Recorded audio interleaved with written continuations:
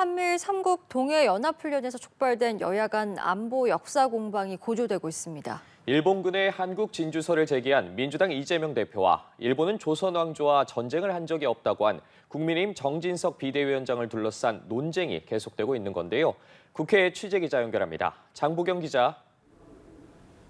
네, 국민의힘 정진석 비대위원장은 오늘 북한이 7차 핵실험을 할 경우 문재인 정부 시절 체결된 9.19 남북 군사합의는 물론 91년의 한반도 비핵화 공동선언도 파기돼야 한다고 주장했습니다. 이 정 위원장은 우리만 지금 전술핵을 다 물리치고 핵 없는 나라가 됐지만 북한은 정반대로 핵무장을 완성했다며 스스로 손발을 묶어놓고 있는 상황에서 이제 결단의 순간이 왔다고 강조했는데요. 다만 전술핵 재배치를 주장하는 것이냐는 기자들의 질문에는 바로 연결짓는 건 좀 무리라며 핵 확산 금지 조약 체제를 우리가 쉽게 여겨 넘길 수는 없는 것이라고 답했습니다. 민주당은 군사적 긴장이 고조되는 와중에 이제는 핵 개발 대결이라도 하겠다는 것인지 황당하다며 강력 비판했습니다.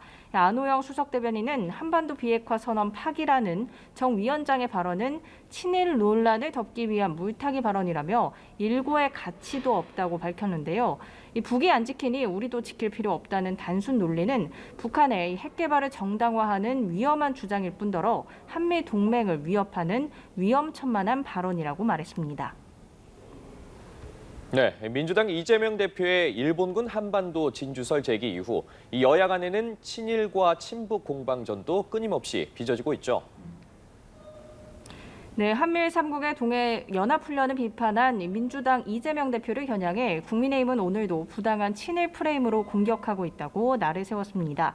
국민의힘 성현종 정책위원장은 일본이 지금 미사일을 쏘고 있냐, 핵을 만들고 있냐며 적이 누구인지 정확하게 알아야 한다고 말했는데요.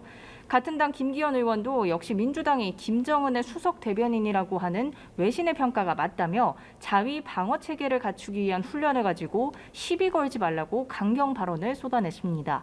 반면 민주당 이재명 대표는 한미 동맹이 굳건하고 세계 6위 군사력을 가진 나라가 한미일 합동훈련이 불가피하다는 이런 얘기를 하느냐며 대우 각성해야 한다고 비판을 이어갔습니다.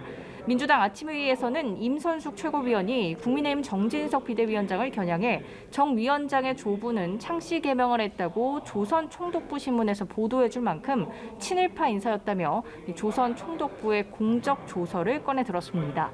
하지만 정진석 비대위원장은 만고를 돌아보건대 어느 국가가 자멸하지 아니하고 타국의 침략을 받았는가라는 만해 한용운의 수필을 인용해 식민사관이 아닌 역사 그 자체라고 반박했습니다. 지금까지 국회에서 전해드렸습니다.